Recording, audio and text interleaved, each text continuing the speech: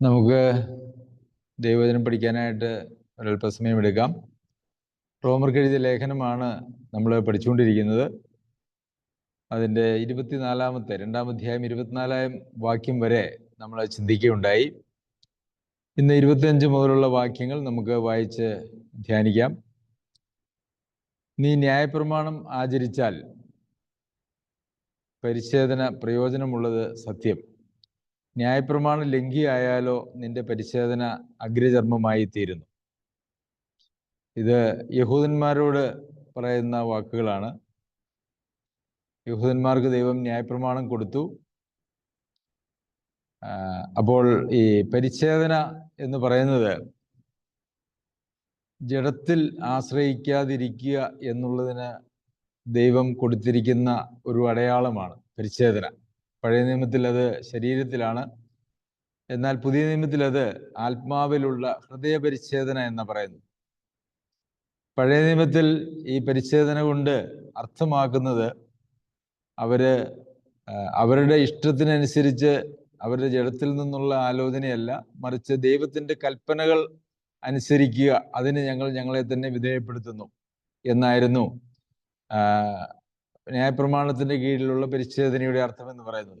എന്നാൽ പുതിയ നിയമത്തിൽ പരിച്ഛേദനയ്ക്ക് അർത്ഥമുണ്ട്. അത് ഹൃദയപരിച്ഛേദനയാണ്. നമ്മുടെ ജഡത്തിൽ നിന്ന് അല്ല നാം ഹൃദയപരിച്ഛേദന ലഭിച്ചവരായിട്ടുള്ള നാം സ്വീകരിക്കേണ്ടത്. ജഡത്തിൽ നിന്നല്ല, മറിച്ച് ആത്മാവിൽ നിന്നാണ് നാം സ്വീകരിക്കേണ്ടത്. ആത്മാവിൻ്റെ ആലോചനയ്ക്കാണ് നാം ചെവി കൊടുക്കേണ്ടത് എന്നുള്ളതാണ് പുതിയ നിയമത്തിലെ ഹൃദയപരിച്ഛേദനയുടെ അർത്ഥമെന്ന് പറയുന്നത്. എന്നാൽ പഴയ നിയമത്തിൽ അവർക്ക് ദൈവാത്മാവിൻ്റെ ഇന്ന് പുതിയ നിയമത്തിൽ ഉള്ളതുപോലെയുള്ളതായ സഹായം ഒന്നില്ലായിരുന്നു. അതിന് പകരം അവർക്ക് കൊടുത്തിരുന്നത് കൽപ്പനകളായിരുന്നു. അത് കർത്താവ് വാക്കാൽ കൊടുത്തതായിട്ടുള്ള കൽപ്പനകളുണ്ട്, അബ്രഹാമിനും ഒക്കെ പ്രത്യക്ഷപ്പെട്ട് കൊടുത്തതായിട്ടുള്ള കൽപ്പനകളുണ്ട്. എന്നാൽ മോശയുടെ കാലഘട്ടം വന്നപ്പോൾ മോശ മുഖാന്തരം അവർക്ക് കൽപ്പനകൾ കൊടുത്തത് അവരുടെ യാത്രാമധ്യേ മിസ്രൈമിൽ നിന്നും അവർ കനാൻ ദേശത്തേക്കുള്ള യാത്രാമധ്യേ കൽപ്പനകളെല്ലാം കൊടുത്തത് നമുക്കറിയാമല്ലോ. അപ്പോൾ ജഡത്തിൽ നിന്ന് സ്വീകരിക്കാതിരിക്കുക എന്നുള്ളതാണ് പരിച്ഛേദനയുടെ ഏറ്റവും പ്രധാനപ്പെട്ട കാര്യം എന്ന് പറയുന്നത്. അത് ന്യായപ്രമാണത്തിൻ്റെ കാലഘട്ടത്തിലുള്ള ആളുകൾ ജഡത്തിൽ നിന്ന് സ്വീകരിക്കരുത്, മറിച്ച് ദൈവകൽപ്പനകളിൽ നിന്നും അവർ സ്വീകരിക്കണം. പുതിയ നിയമകാലത്ത് അല്ലെങ്കിൽ കൃപാകാലഘട്ടത്തിൽ നമ്മെ സംബന്ധിച്ചിടത്തോളം ജഡത്തിൽ നിന്ന് സ്വീകരിക്കരുത്, മറിച്ച് ആത്മാവിൽ നിന്ന് സ്വീകരിക്കണം. അപ്പോൾ ഇവിടെ ന്യായപ്രമാണം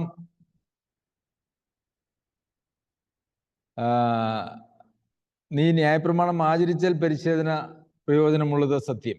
അപ്പോൾ പരിച്ഛേദനയുടെ ലക്ഷ്യം തന്നെ അത് ന്യായപ്രമാണത്തിൽ നിന്ന് പാലിക്കാനായിട്ടുള്ള ഒരു ഉത്തരവാദിത്വത്തിലേക്ക് മനുഷ്യരെ കൊണ്ടുവരിക എന്നുള്ളതാണ്. അതാണ് പരിച്ഛേദന യഥാർത്ഥത്തിൽ കാണിക്കുന്നത്. അപ്പോൾ പരിച്ഛേദന ഏറ്റതിന് ശേഷം അവരെ ന്യായപ്രമാണത്തിൻ്റെ കൽപ്പനകളെ പാലിക്കുന്നില്ല എങ്കിൽ ആ പരിച്ഛേദന ദൈവസന്നിധിയിൽ യാതൊരു വക മൂല്യവുമില്ലാത്തതാണ് എന്നാണ് ഇവിടെ അപ്പസ്തോലൻ പറയുന്നത്.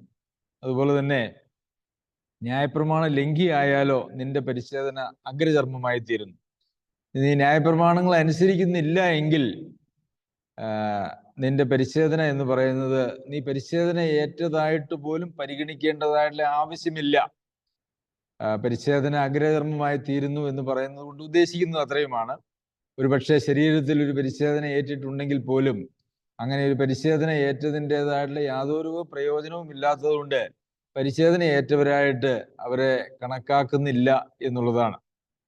എന്ന് പറഞ്ഞതുപോലെ തന്നെ ഇതിന് ഒരു പുതിയ നിയമത്തിലും ഇതിന് വലിയ ഒരു ആപ്ലിക്കേഷൻ ഉണ്ട്. ഒരു വലിയ നിർദ്ദേശം നമുക്ക് പുതിയ നിയമത്തിലും ഇതിന് കാണുവാനായിട്ട് സാധിക്കും. അതെന്ത് എന്ന് വെച്ചാൽ ഒരു ആത്മാവിലുള്ള ഹൃദയപരിച്ഛേദന, കർത്താവായ യേശുക്രിസ്തു നമുക്ക് നൽകിയതായ ആത്മാവിലെ ഹൃദയപരിച്ഛേദന ഏറ്റതിന് ശേഷം നാം ആത്മാവിനെ അനുസരിച്ച് നടക്കുന്നതിന് പകരം നാം ജഡത്തെ അനുസരിച്ചാണ് നടക്കുന്നത് എങ്കിൽ നാം വീണ്ടും ജനനം പ്രാപിച്ചു എന്നോ രക്ഷിക്കപ്പെട്ടു എന്നോ ആത്മാവിനെ പ്രാപിച്ചു എന്നോ അല്ല എങ്കിൽ നാം ഹൃദയപരിച്ഛേദന ഏറ്റവരാണ് എന്ന് പറയുന്നതിൽ യാതൊരു അർത്ഥവുമില്ല എന്നുള്ളതാണ്.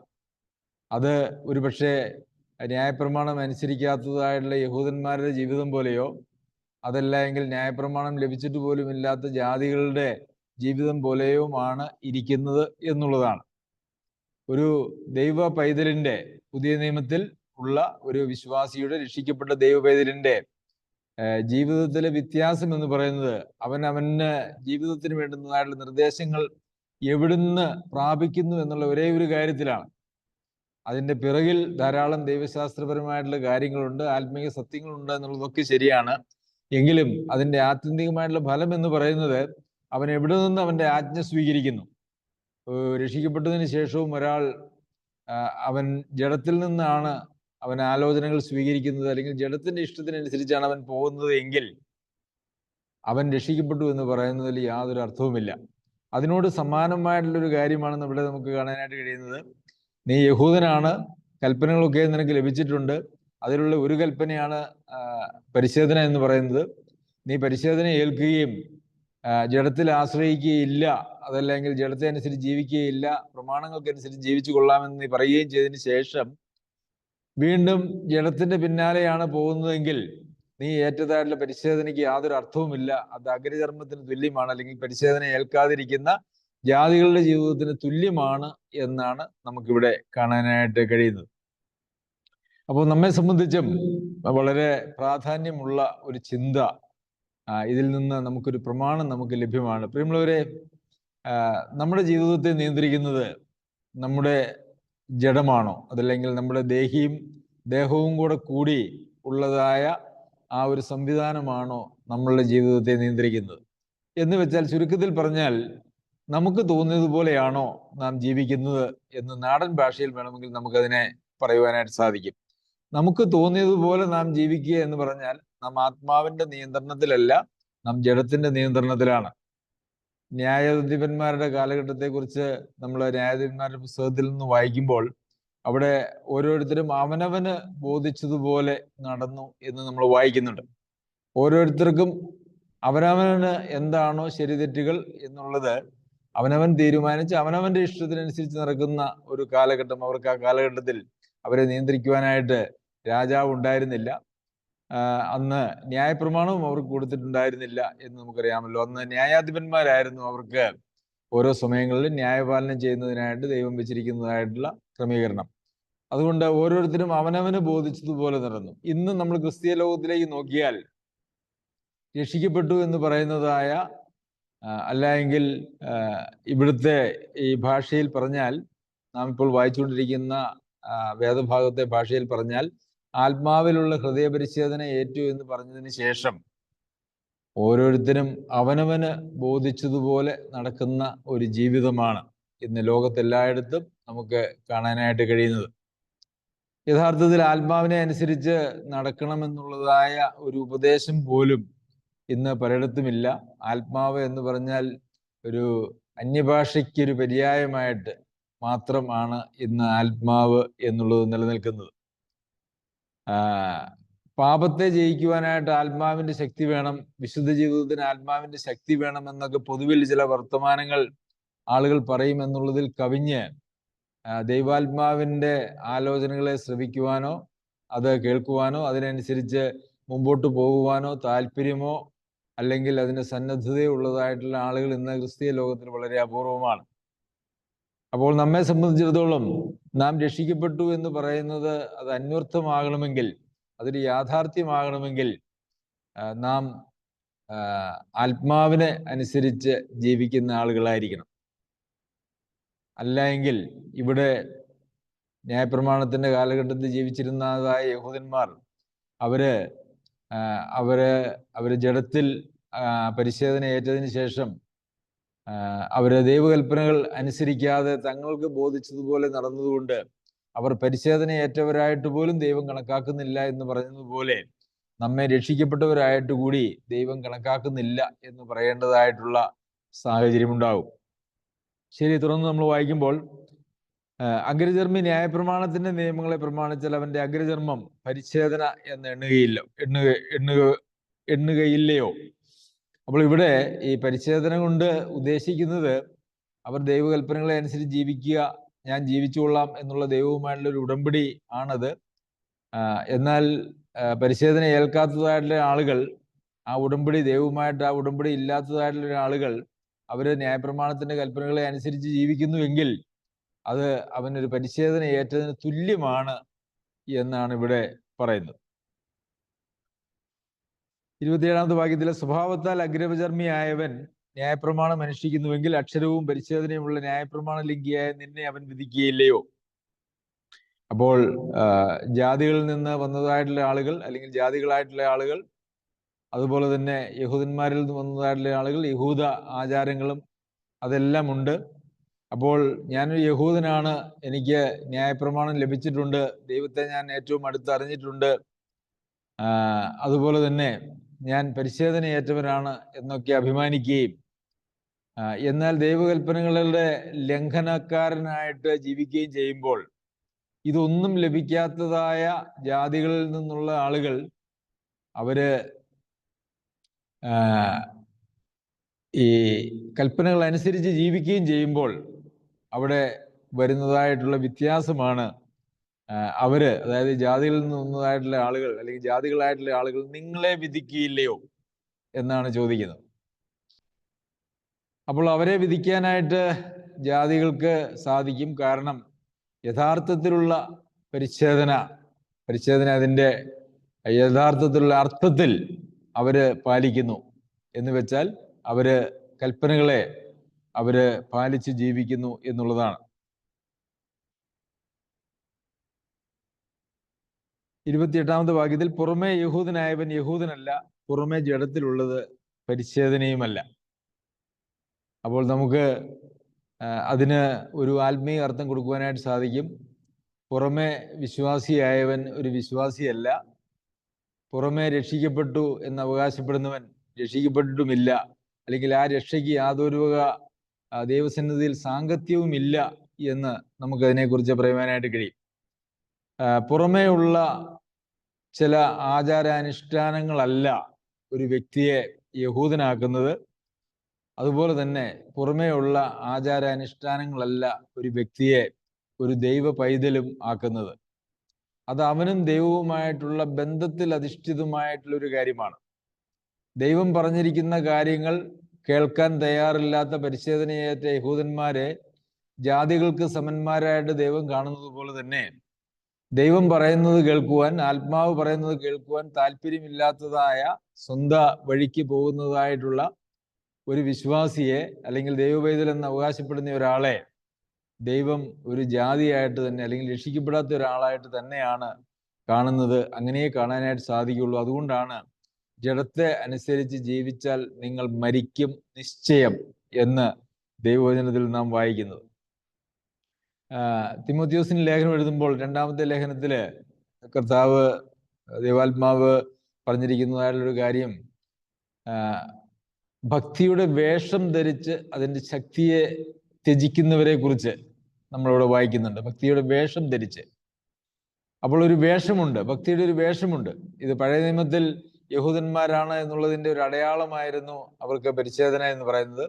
അതുപോലെ തന്നെ പുതിയ നിയമത്തിൽ വിശ്വാസികളാണ് എന്നുള്ളതിൻ്റെ ചില അടയാളങ്ങൾ ഭൗതിക നിലയിൽ ഒരു പക്ഷേ കാണും. അവര് ഏറ്റുപറഞ്ഞിട്ടുണ്ടാകും, അവര് സ്നാനപ്പെട്ടിട്ടുണ്ടാകും, അവര് സഭായോഗങ്ങളിൽ പങ്കെടുക്കുന്നുണ്ടാകും. അങ്ങനെയൊക്കെയുള്ള ഒരു ജീവിതം അവർക്ക് ഉണ്ടാകാം. അതൊക്കെ പുറമേ ഉള്ള ചില അടയാളങ്ങൾ മാത്രം. എന്നാൽ അവർ യഥാർത്ഥത്തിൽ ആ ദൈവകൽപ്പനകളെ അല്ലെങ്കിൽ ദൈവാത്മാവിൽ നിന്ന് അവര് നിർദ്ദേശങ്ങൾ സ്വീകരിച്ച് ആത്മീയ വഴിയിൽ നടക്കുന്നില്ല എങ്കിൽ അവര് ഭക്തിയുടെ വേഷം മാത്രം ഉണ്ടായിട്ട് അതിൻ്റെ ശക്തി ഇല്ലാത്ത ആളുകളായിട്ട് തീരും. അങ്ങനെയുള്ള ആളുകളിൽ നിന്ന് നിങ്ങൾ അവരെ വിട്ട് ഒഴിഞ്ഞുകൊള്ളുക എന്നുള്ളതാണ് ദൈവിക പ്രമാണം എന്ന് നമ്മൾ അവിടെ വായിക്കുന്നുണ്ടല്ലോ. കാരണം അതിനുശേഷം അതിനെക്കുറിച്ച് പറഞ്ഞു വരുന്നത് അവര് മാനസാന്തരപ്പെടുമെന്നല്ല, മറിച്ച് അവര് ദോഷത്തിൽ അധികം മുതിർന്നു വരും. അതുകൊണ്ടാണ് അവരെ വിട്ടൊഴിഞ്ഞുകൊള്ളണം എന്ന് പറയുന്നത്.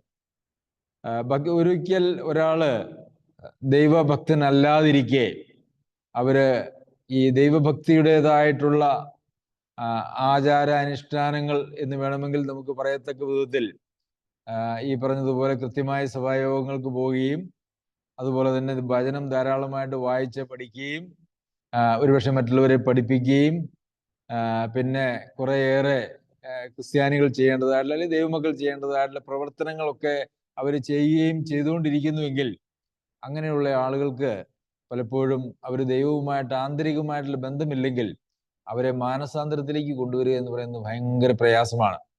കാരണം അവരെക്കുറിച്ച് തന്നെ ചിന്തിക്കുന്നത് ഞങ്ങൾ ദൈവസന്നിധിയിൽ വളരെ സ്വീകാര്യരായിട്ടുള്ള ആളുകളാണ് എന്നാണ്. ന്യായവിധി ദിവസത്തിൽ ഞങ്ങൾ ദൈവസന്നിധിയിൽ സ്വീകാര്യരാണ് എന്ന് ചിന്തിച്ചുകൊണ്ട് കർത്താവിൻ്റെ ന്യായാസനത്തിന് മുമ്പാകെ നിൽക്കുന്ന ആളുകളെ കുറിച്ച് നമ്മൾ ഇന്നും സഭായോഗത്തിൽ അതിനെക്കുറിച്ച് ചിന്തിക്കുകയുണ്ടായി. നിന്നോട് കൂടെ ഞങ്ങൾ ഭക്ഷണം കഴിച്ചു, ഞങ്ങളുടെ തെരുക്കളിലൊക്കെ നീ പഠിപ്പിച്ചു, ഞങ്ങളതൊക്കെ കേട്ടു. അപ്പോൾ ഞങ്ങൾ ദൈവസന്നിധിയിൽ സ്വീകാര്യരാണ് എന്നുള്ള ഒരു ചിന്തയോടുകൂടി ജീവിക്കുന്ന ഒത്തിരി ആളുകളുണ്ട്. ഒരുപക്ഷെ ഏതെങ്കിലും രോഗസൗഖ്യം കിട്ടിയത് കൊണ്ടോ അവരുടെ പ്രാർത്ഥനയ്ക്ക് ചില ഉത്തരം കിട്ടിയത് കൊണ്ടോ അവരങ്ങനെ സഭായോഗങ്ങളിൽ ക്രമമായി പോകുന്നവരായതുകൊണ്ടോ ഒക്കെ ഞങ്ങൾ ദൈവസന്നിധിയിൽ സ്വീകാര്യരാണ് എന്ന് ചിന്തിച്ചു പോകാനായിട്ടുള്ള സാധ്യതയുണ്ട്. അങ്ങനെ ചിന്തിച്ചു പോയാൽ അവരിൽ ഒരു മാനസാന്തരം വരിക എന്ന് പറയുന്നത് ഒരു പരിധി വരെ അസാധ്യമാണ് എന്ന് കാണുവാനായിട്ട് കഴിയും. പ്രത്യേകിച്ച് അങ്ങനെയുള്ള ആളുകൾ ഉപദേഷ്ടാക്കന്മാർ എന്നുള്ള ഒരു തലത്തിലേക്കും കൂടെ പോയി കഴിഞ്ഞാൽ അവരുടെ മാനസാന്തരം വളരെ പ്രയാസമാണ്.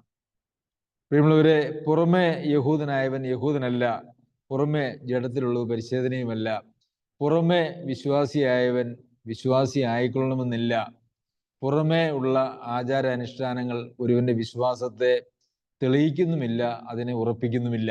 ഇത് നാം മനസ്സിലാക്കേണ്ടതായിട്ടുള്ള ആവശ്യമുണ്ട്. ഒരു പരിധിവരെ നാം എല്ലാവരും പല സഭകളിലും ഇതേപോലെയുള്ള ആചാരാനുഷ്ഠാനങ്ങൾക്ക് വിധേയപ്പെടുകയും ക്രിസ്തീയ ജീവിതത്തെക്കുറിച്ച് വളരെ വികലമായിട്ടുള്ള ഒരു കാഴ്ചപ്പാട് നമ്മുടെ ഉള്ളിൽ തന്നെ ഉണ്ടാകുകയും ചെയ്തിട്ടുള്ളത് കൊണ്ട് വളരെ ശ്രദ്ധയോടെ നാം ജീവിച്ചില്ല എങ്കിൽ, നാം നമ്മെ തന്നെ പരിശോധിച്ചില്ല എങ്കിൽ തെറ്റിപ്പോകാനായിട്ടുള്ള സാധ്യത നമുക്കുമുണ്ട്. കൊരിന്തിലെ സഭയിലെ വിശ്വാസികൾ, നമുക്കറിയാം, പൗലോസ് അപ്പോസ്തലൻ അവിടെ 1.5 വർഷത്തോളം താമസിച്ച് ദൈവവചനം പഠിപ്പിച്ച് ഉണ്ടായതായിട്ടുള്ള ഒരു സഭയാണ് കൊരിന്തിലെ സഭ എന്ന് പറയുന്നത്. പക്ഷെ അങ്ങനെയുള്ള സഭയിലെ ആളുകളോട് പോലും പൗലോസ് അപ്പോസ്തലൻ ചോദിക്കുന്നത്, നിങ്ങൾ വിശ്വാസത്തിൽ തന്നെ ഇരിക്കുന്നുവോ എന്ന് നിങ്ങളെ തന്നെ പരീക്ഷിപ്പിൻ, നിങ്ങളെ തന്നെ ശോധന ചെയ്യുവിൻ. നിങ്ങൾ കൊള്ളരുതാത്തവർ അല്ല എന്ന് വരികിൽ ക്രിസ്തു നിങ്ങളിൽ ഉണ്ട്. അപ്പോൾ രക്ഷിക്കപ്പെട്ടു കഴിഞ്ഞാൽ പിന്നെ ക്രിസ്തു നമ്മളെ വിട്ടുപോവുകയില്ല, അല്ലെങ്കിൽ ദൈവാത്മാവ് നമ്മളെ വിട്ടുപോവുകയില്ല. അത് വീണ്ടെടുപ്പ് നാളിലേക്ക് നമ്മളെ മുദ്രയിട്ടിരിക്കുന്നു എന്നൊക്കെ നാം വായിക്കുകയും ചിന്തിക്കുകയും ഒരുപക്ഷെ അങ്ങനെ പഠിപ്പിക്കുകയും ഒക്കെ ചെയ്തുവെങ്കിലും യാഥാർത്ഥ്യം അങ്ങനെയൊന്നുമല്ല.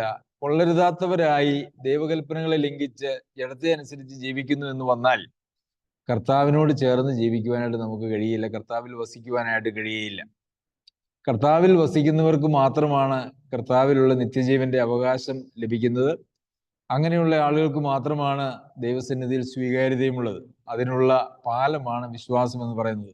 അതുകൊണ്ടാണ് പൗലോസ് അപ്പോസ്തലൻ പറയുന്നത്, നിങ്ങൾ വിശ്വാസത്തിൽ തന്നെ ഇരിക്കുന്നുവോ എന്ന് നിങ്ങളെ തന്നെ പരീക്ഷിപ്പിൻ, നിങ്ങളെ തന്നെ ശോധന ചെയ്യുവിൻ. അപ്പോൾ നമ്മുടെ ബാഹ്യമായിട്ടുള്ള നമ്മുടെ പ്രവർത്തനങ്ങളൊന്നും നമ്മുടെ വിശ്വാസത്തെയോ അതല്ല എങ്കിൽ ദൈവസന്നിധിയിലുള്ള നമ്മുടെ സ്വീകാര്യതയോ ഉറപ്പിച്ചു തരുന്നില്ല എന്നുള്ളത് നാം ഓർക്കണം. 29-ാമത്തെ വാക്യം, അകമേ യഹൂദനായവൻ എത്ര യഹൂദൻ, അക്ഷരത്തിലല്ല ആത്മാവിലുള്ള ഹൃദയപരിച്ഛേദന എത്ര പരിച്ഛേദന, അവന് മനുഷ്യരാലല്ല ദൈവത്താൽ തന്നെ പുകഴ്ച ലഭിക്കും. അകമേ യഹൂദനായവൻ യഹൂദൻ, ആന്തരിക തലത്തിൽ ദൈവവുമായിട്ട് കൂട്ടായ്മയിൽ ജീവിക്കുന്ന അല്ലെങ്കിൽ കർത്താവിൽ വസിക്കുന്ന ഒരുവനാണ് യഥാർത്ഥത്തിലുള്ള ഒരു ക്രിസ്ത്യാനി. നമ്മളൊക്കെ ഒരാളെ വിശ്വാസി എന്ന് പറയുന്നതിന് അടിസ്ഥാനം എന്ന് പറയുന്നത് നമ്മൾ എന്തെങ്കിലും ഒരിക്കൽ ഏറ്റുപറഞ്ഞ് സ്വീകരിച്ചിട്ടുണ്ടോ, സ്നാനപ്പെട്ടിട്ടുണ്ടോ എന്നുള്ളതിൻ്റെ അടിസ്ഥാനത്തിൽ മാത്രമാണ്. എന്നാൽ നമ്മളുടെ ആന്തരികമായിട്ടുള്ള അവസ്ഥ എന്ത് എന്നുള്ളത് വളരെ പ്രധാനപ്പെട്ട ഒരു ചോദ്യമാണ്. നാം വീണ്ടും ജന്മം പ്രാപിക്കുമ്പോൾ ദൈവത്തിൻ്റെ ഭവനത്തിൽ ഒരു അംഗമായി തീരുന്നു. അത് ക്രിസ്തുവിനോട് ചേരുന്ന ഒരു പ്രക്രിയയാണ്. എന്നിൽ വസിപ്പിൻ, ഞാൻ നിങ്ങളിലും വസിക്കാം. എന്നിൽ വസിച്ചിട്ടല്ലാതെ നിങ്ങൾക്കൊന്നും ചെയ്യുവാനായിട്ട് കഴിയുകയില്ല. യോഹന്നാൻ എഴുതിയ ലേഖനത്തിൽ നാം വായിക്കുന്നത്, അവനിൽ വസിക്കുന്നു എന്ന് പറയുന്നവൻ അവൻ നടന്നതുപോലെ നടക്കേണ്ടതാവുന്നു. അപ്പോൾ ഈ പ്രമാണങ്ങളൊക്കെ ഉണ്ടായിരിക്കെ നാം അവനിൽ വസിക്കുന്നില്ല എങ്കിൽ, അവനുമായിട്ടുള്ള കൂട്ടായ്മയിലല്ല നാം ജീവിക്കുന്നതെങ്കിൽ, നാം അകമേ വിശ്വാസിയായിട്ടുള്ള ഒരാളല്ല. ഒരുപക്ഷെ പുറമേ നമ്മെ സംബന്ധിച്ച് നമുക്ക് തന്നെയും അല്ലെങ്കിൽ മറ്റുള്ളവർക്കും നാം ഒരു വിശ്വാസിയാണ് എന്നുള്ള ഒരു ഛായ അല്ലെങ്കിൽ ഒരു ധാരണ ഉണ്ടായിരിക്കാൻ സാധ്യതയുണ്ട്. എന്നാൽ അങ്ങനെ ആയിക്കൊള്ളണമെന്നില്ല. നമ്മുടെ ആന്തരികമായിട്ട് നമുക്ക് ദൈവവുമായിട്ടുള്ള ബന്ധവും കൂട്ടായ്മയുമാണ് നാം യഥാർത്ഥത്തിൽ ഒരു ദൈവപൈതലാണോ അല്ലയോ എന്ന് തീരുമാനിക്കുന്നതിൻ്റെ അടിസ്ഥാനം എന്ന് പറയുന്നത്. അക്ഷരത്തിലല്ല, ആത്മാവിലുള്ള ഹൃദയപരിച്ഛേദന അത്രേ പരിച്ഛേദന. അതായത് ഒരു അക്ഷരികമായ ഒരു പരിച്ഛേദന യഹൂദന്മാർക്കുണ്ടായിരുന്നത് പോലെ ഒരു പരിച്ഛേദനയല്ല, മറിച്ച് ആത്മാവിലുള്ള ഹൃദയപരിച്ഛേദന. അതായത് ഹൃദയപരിച്ഛേദന എന്ന് പറയുമ്പോൾ നാം ജഡത്തിൽ നിന്ന് സ്വീകരിക്കാതെ ആത്മാവിൽ നിന്ന് സ്വീകരിക്കുവാൻ ജഡവുമായിട്ട് നമ്മെ കട്ട് ഓഫ് ചെയ്യുക. അതാണ് ജഡത്തിലുള്ള ആത്മാവിലുള്ള ഹൃദയപരിച്ഛേദന എന്ന് പറയുന്നത്. നമ്മുടെ ഹൃദയം സ്വീകരിക്കുന്നതൊന്നും ജഡത്തിൽ നിന്നല്ല, ആ ബന്ധം അങ്ങ് വേർപെടുത്തുകയാണ് ചെയ്യുന്നത്. അതെങ്ങനെയാണ് സാധിക്കുന്നതെന്ന് ചോദിച്ചാൽ, ഒരു പുതിയ ഹൃദയം നമുക്ക് നൽകി ഒരു പുതിയ സൃഷ്ടിയാക്കി. ഒരു പുതിയ സൃഷ്ടിയാകുമ്പോൾ ദൈവം നമ്മളൊരു പുതിയ ഹൃദയം നൽകുകയും ആ ഹൃദയത്തിൽ ദൈവം തൻ്റെ വചനത്തെ എഴുതി ചേർക്കുകയും ചെയ്യുന്നത് വഴിയാണ് യഥാർത്ഥത്തിൽ ആത്മാവിൽ നിന്നുള്ള ആലോചനകളെ സ്വീകരിക്കുവാൻ നമുക്ക് സാധിക്കുന്നത്. അതാണ് യഥാർത്ഥത്തിലുള്ള പരിച്ഛേദന. അതല്ലാതെ ഒരു ആത്മീയമായ ഒരു അക്ഷരത്തിലുള്ള അല്ലെങ്കിൽ ശാരീരികമായിട്ടുള്ള ഒരു പരിച്ഛേദനയല്ല യഥാർത്ഥത്തിലുള്ള പരിച്ഛേദന എന്ന് ഇവിടെ പൗലോസ് അപ്പോസ്തലൻ സ്ഥാപിക്കുകയാണ് ചെയ്യുന്നത്. അപ്പോൾ ഒരു യഹൂദനാണെങ്കിലും ഒരു ദൈവപൈതലാണെങ്കിലും അവരുടെ യഥാർത്ഥത്തിലുള്ള പരിച്ഛേദന എന്ന് പറയുന്നത് ആന്തരികമാണ്. പുറമേ ഉള്ള അടയാളങ്ങൾ ആന്തരികമായിട്ടുള്ള വ്യത്യാസങ്ങൾ ഉളവാക്കുന്നില്ല എങ്കിൽ ആ അടയാളങ്ങൾക്ക് അതിൽ തന്നെ യാതൊരു വിലയും ദൈവസന്നിധിയിലില്ല. അതുകൊണ്ടാണ് അത് പറഞ്ഞ് അവസാനിപ്പിക്കുമ്പോൾ അവന് മനുഷ്യരല്ല ദൈവത്താൽ തന്നെ പുകഴ്ച ലഭിക്കും. ഈ ലോകത്തിൽ ഒരു ദൈവ പൈതൽ, നമുക്കറിയാം, ഞാൻ ഇതിനു മുമ്പുണ്ടായിരുന്ന ഒരു സഭയിൽ എല്ലാ വർഷത്തിൽ എല്ലാ ഞായറാഴ്ചയും ക്രമമായി അല്ലെങ്കിൽ കൃത്യമായി 52 ആഴ്ചകളിലും സഭായോഗങ്ങൾക്ക് പങ്കെടുത്ത ആളുകളെ പ്രത്യേകം അനുമോദിക്കുകയും അവർക്ക് സമ്മാനങ്ങൾ കൊടുക്കുകയും ആദരിക്കുകയും ഒക്കെ ചെയ്യുന്നത് ഞാൻ ശ്രദ്ധിച്ചിട്ടുണ്ട്. അതുപോലെ ഒരുപക്ഷെ അത് സഭായോഗങ്ങൾ മുടക്കരുത് എന്നുള്ളത് ഒരു യാഥാർത്ഥ്യമാണ്. അങ്ങനെയുള്ള മുടക്കാതിരിക്കുന്നത് നല്ല പ്രവണതയുമാണ്. എന്നാൽ അതിൽ തന്നെ അതിൻ്റെ അന്ത്യമല്ല. അങ്ങനെ സഭായോഗങ്ങൾക്ക് കൃത്യമായി പങ്കെടുത്തുകൊണ്ട് തന്നെ ആളുകൾക്ക് ദൈവവുമായിട്ട് ബന്ധമില്ലാതെ ജീവിക്കുവാനായിട്ട് സാധിക്കും. അതുപോലെ തന്നെ ബൈബിൾ ക്വിസുകൾ നടത്തുന്നതായിട്ടുള്ള സഭകൾ ഒത്തിരിയുണ്ട്. അവിടെ ദൈവവചനം വായിച്ച് പഠിച്ച് ക്വിസിൽ 1ാം സമ്മാനം മേടിക്കുകയും, എന്നാൽ അങ്ങനെയുള്ള ആളുകൾ ദൈവവചനം അനുസരിക്കുന്ന കാര്യത്തിൽ വളരെ പിറകിലാണ് എന്നും നമുക്ക് കാണുവാനായിട്ട് സാധിക്കും. അപ്പോൾ അതിൻ്റെ അർത്ഥം ദൈവവചനം പഠിക്കുന്നതിൽ മാത്രമല്ല, മാർക്ക് മേടിക്കുന്നതിലല്ല, സമ്മാനം മേടിക്കുന്നതിലല്ല, അതിനൊക്കെ മനുഷ്യരാലുള്ള പുകഴ്ച കിട്ടും, മനുഷ്യരാലുള്ള മാനം കിട്ടും. എന്നാൽ ദൈവത്താലുള്ള ഒരു മാനം അവർക്ക് കിട്ടിക്കൊള്ളണമെന്നില്ല. കാരണം ആന്തരികമായി അവർക്ക് ദൈവവുമായിട്ടുള്ള കൂട്ടായ്മയും ബന്ധവുമില്ല എങ്കിൽ. പ്രിയമുള്ളവരെ, നാം എല്ലാവരും വഞ്ചിക്കപ്പെട്ടു പോകുവാൻ സാധ്യതയുള്ള ഒരു പ്രധാന മേഖലയാണ് നാം ഇന്ന് ചിന്തിച്ചത്. നാം യഥാർത്ഥത്തിൽ ദൈവവുമായിട്ടുള്ള ബന്ധത്തിൽ അധിഷ്ഠിതമായ ഒരു ക്രിസ്തീയ ജീവിതമാണോ നയിക്കുന്നത്, അതെയോ പുറമേയുള്ള ചില ആചാരാനുഷ്ഠാനങ്ങൾ? നമ്മുടെ സഭായോഗങ്ങളൊന്നും ഒരു ആചാരമോ അനുഷ്ഠാനമോ എന്ന് നമുക്ക് പറയാനായിട്ട് കഴിയുകയില്ല. എങ്കിലും പതിവായി നാം അങ്ങനെയുള്ള കാര്യങ്ങളിൽ പങ്കെടുക്കുന്നത് മുഖാന്തരം അതിനെ മറ്റൊരു പദം അതിന് അനുയോജ്യമായിട്ടില്ലാത്തത് കൊണ്ട് ഞാൻ അതിനെ ഒരു ആചാരം എന്ന് പറഞ്ഞു എന്ന് മാത്രമേ ഉള്ളൂ. അങ്ങനെ ബൈബിൾ വായിക്കുകയും പ്രാർത്ഥിക്കുകയും ഉപവസിക്കുകയും അതുപോലെ വചനം പഠിക്കുകയും ക്വിസിൽ മാർക്ക് മേടിക്കുകയും സഭായോഗങ്ങളിൽ പങ്കെടുക്കുകയും കർത്തൃമേശയിൽ പങ്കെടുക്കുകയും ധാരാളം വചനം കേൾക്കുകയും ഒക്കെ ചെയ്യുന്ന അങ്ങനെ ബാഹ്യമായിട്ടുള്ള കാര്യങ്ങളിൽ മാത്രമാണ് നമ്മളുടെ വിശ്വാസം അധിഷ്ഠിതമായിരിക്കുന്നതെങ്കിൽ നാം നമ്മെ തന്നെ വിലയിരുത്തുന്നതിന് ഉപയോഗിക്കുന്നതായിട്ടുള്ള മാനദണ്ഡങ്ങൾ അവയൊക്കെ ആണെങ്കിൽ ഒരുപക്ഷെ നാം വഞ്ചിക്കപ്പെട്ടു പോകുവാനായിട്ടുള്ള സാധ്യതയുണ്ട്. നമുക്ക് നമ്മെ തന്നെ ഒന്ന് പരിശോധിക്കാം. പഴയ പല മട്ടുകളും നമ്മളിൽ അടിഞ്ഞുകൂടി കിടന്ന് നാം തെറ്റിദ്ധരിക്കപ്പെട്ടാണോ മുമ്പോട്ട് പോകുന്നത്? ദൈവം നമ്മെ സഹായിക്കട്ടെ. യഥാർത്ഥത്തിലുള്ള ദൈനംദിനമുള്ള ഒരു മാനസാന്തരവും ദൈവാത്മാവിൽ നിന്ന് ആലോചനകൾ സ്വീകരിച്ച് ആത്മാവിനെ അനുസരിച്ച് നടക്കുവാനും ആത്മാവിനാൽ ശരീരത്തിന്റെ പ്രവൃത്തികളെ മരിപ്പിക്കുവാനും സർവശക്തനായ ദൈവം നമ്മെ എല്ലാവരെയും സഹായിക്കട്ടെ. അവന്റെ അതിപരിശുദ്ധ നാമം വാഴ്ത്തപ്പെടുമാറാകട്ടെ.